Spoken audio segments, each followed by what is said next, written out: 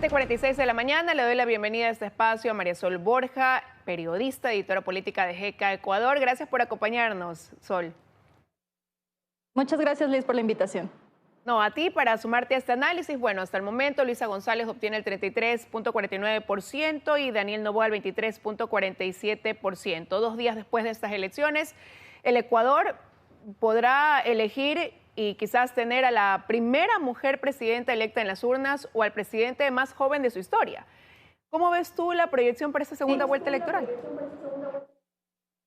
Me parece que, como a muchos, a mí yo honestamente me quedé sorprendida. Sabía, como muchos, probablemente tú y muchos de los televidentes, que en las últimas semanas Daniel Noboa, su candidatura estaba subiendo en cuanto a intención de voto, pero realmente a mí no me imaginé que iba a llegar lo suficientemente alto como para estar en segunda vuelta junto a Luisa González. Creo que ahora el escrutinio sobre Daniel Noboa va a ser mucho más fuerte de lo que ha sido fue en la primera vuelta, porque en la primera vuelta, digamos, al considerar lo que estaba en los últimos puestos, incluso en el debate ni siquiera los otros participantes empezaron a intentar o desacreditarlo o pelearse con él, justamente por esta idea de que no era un rival. Ahora, con este resultado se demuestra también que quizá el electorado está buscando algo más allá de esta propuesta o de este clivaje que nos hemos acostumbrado lastimosamente en la discusión política, que es correísmo versus anticorreísmo. Ahora, pero analicemos quizás a cada uno, ¿no? Luisa González gana en 17 provincias del país. En la costa prevalece el voto del correísmo, pero este voto tiene un techo que es alto, que sigue siendo fuerte sin duda alguna, que se puede beneficiar si analizamos algunos aspectos a lo mejor de la división que hay también de la derecha, por un lado, de que no había una propuesta similar de izquierda así muy marcada, pero ya con esto de aquí, con este punto de partida, con la sorpresa que fue también el triunfo de Daniel Noboa para muchos, el que muchos no se lo vieron venir, ¿en qué se deberá concentrar partiendo de esto el correísmo en esta segunda vuelta?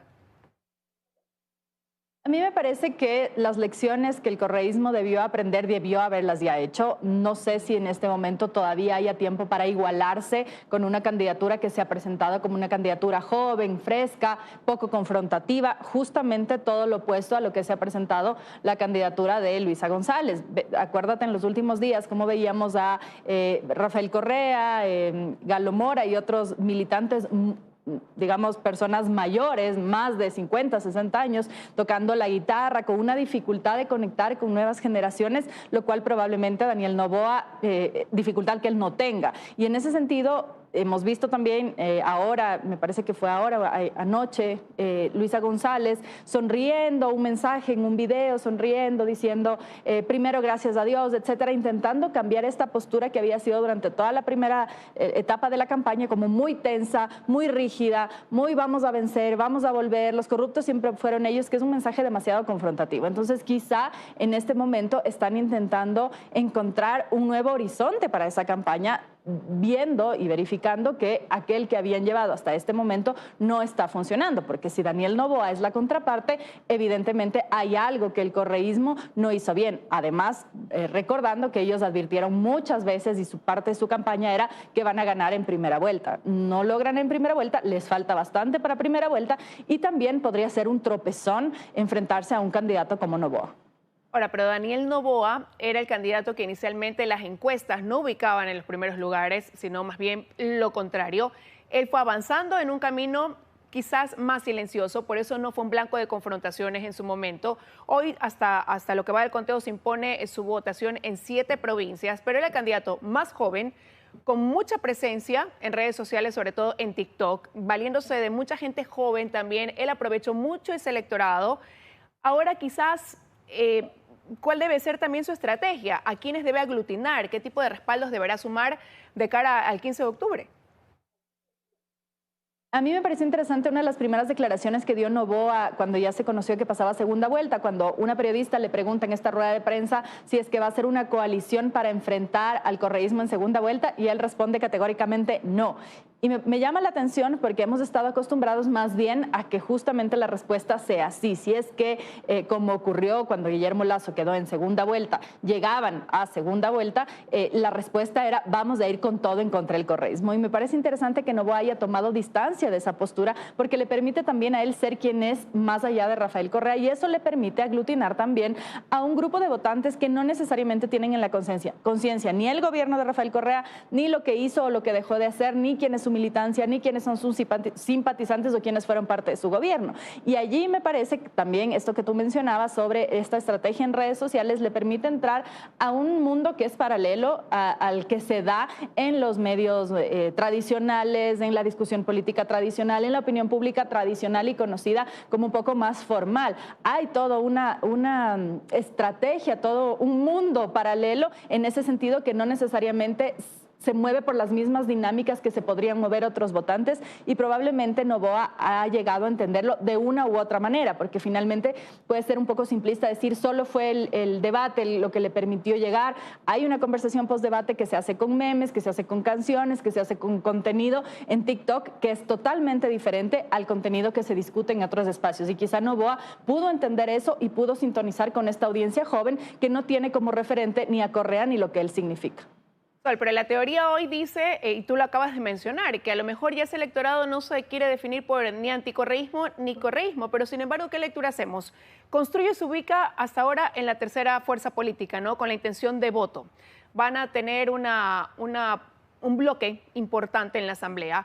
Pero si lo analizamos, Construye pudiera ser esa posición anticorreísta fuerte también. Entonces, eso sonaría contradictorio. Y ahora ambos candidatos tendrán que tratar de captar ese electorado, ese voto importante también. Sí, me parece que así como el correísmo tiene una base y un techo, el anticorreísmo también tiene una base y un techo, y en ese sentido se podría explicar parte de la victoria de Construye. A mi forma de ver, parte de la victoria también se debe a este voto por duelo, por sentimentalismo, por movilización, por estas emociones que significaron el asesinato de un candidato. Ha habido gente que ha votado por esta opción que inicialmente, y yo he escuchado conversando en el taxi, en la calle, etcétera, gente que te dice yo no iba a votar por Villavicencio, pero ahora sí voy a votar, como un poco este voto de rechazo al asesinato y de darle una oportunidad a una candidatura que, bueno, lo mataron, entonces por algo malo lo mataron, entonces de ley tiene que llegar a tener un espacio en el espectro político. Y en ese sentido me parece que sí hay una gran parte de esa votación que es de esta votación del dolor, del rechazo, del enojo, y hay otra parte que seguramente es este voto más bien duro, que era de Villavicencio y que de todas maneras iba a votar por cualquier candidato que se le pusiera. Entonces, a pesar de que por un lado tienes este correísmo, por otro lado este anticorreísmo, que van a estar permanentes todavía en la discusión política ecuatoriana y todavía en el quehacer político, esta tercera vía que además llega a la segunda vuelta, que es la de Daniel Noboa, probablemente es temprano todavía para verlo porque no hemos visto a Noboa en el ejercicio del poder, ya hemos visto al correísmo y al anticorreísmo en el ejercicio del poder. Ahora, si es que él llega a ganar las elecciones, vamos a ver una vía distinta, que ya no se decanta ni por Correa ni por anticorrea, sino distinta, y eso solamente lo sabremos del momento en el que empiece a hacer el ejercicio de poder. Pero sí, el simple hecho de que haya llegado a segunda vuelta con estas cifras y que se enfrente a una candidatura respaldada por un gigante político como Rafael Correa, sí demuestra que hay una conversación pendiente que quizá los políticos no la han sabido leer adecuadamente, y que Noboa podría ser aquel político que sí la lea. Pero partiendo de eso, con que cerraste esta pregunta anterior, ¿es Daniel Noboa el adversario más peligroso que se puede decir tenía el correísmo para enfrentar una segunda vuelta?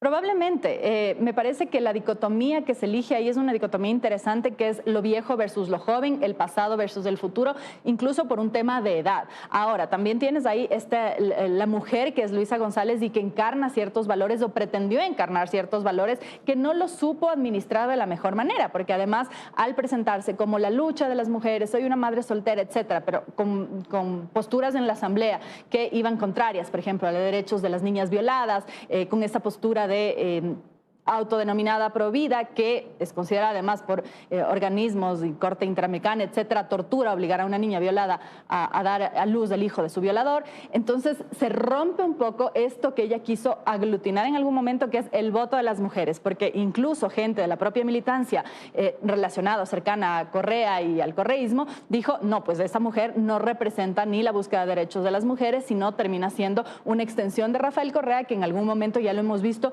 no solamente en el caso de González como mujer, sino también en el caso de Arauz cuando fue candidato presidencial, más encarnaba como esta idea de continuidad de Correa y no una personalidad propia, lo cual creo que termina siendo nocivo porque no les permite a los candidatos ser quienes son e intentan mimetizarse con un Rafael Correa que no son. Entonces no son ni lo uno ni lo otro y terminan perdiendo un electorado que puede decantarse por esta candidatura más joven, más fresca, que evita la confrontación y que además no sabemos quién es. De momento Daniel Noboa lo conocemos poquito por sus actuaciones en la Asamblea Nacional, pero más allá de eso no sabemos ni cómo es con poder, no sabemos ni cómo se va a comportar. Entonces el hecho de conocer que ya el gobierno de Rafael Correa fue lo que fue, para bien o para mal, ya sabemos lo que es. En el caso de Noboa es algo nuevo y es una apuesta nueva que podría funcionar. Ahora veremos también el escrutinio que se le haga a él, porque él también tiene estas acusaciones de violencia psicológica por parte de su ex esposa, etcétera. Digamos, el hecho de que sea un candidato nuevo no quiere decir que no haya que hacer este escrutinio profundo que hay que hacer a ambos candidatos. Hay camino por recorrer, veremos qué pasa de aquí hasta el 15 de octubre. Gracias, Sol, por habernos acompañado esta mañana. Que tengas un buen día. Gracias, Liz. 7:57 de la mañana, ya con esto prácticamente estamos despidiendo este espacio. Milton. Así es, Liz, nos despedimos, vienen las noticias locales, nos vemos contigo al mediodía, conmigo en la noche. Tengan un buen día a todos. Buenos días.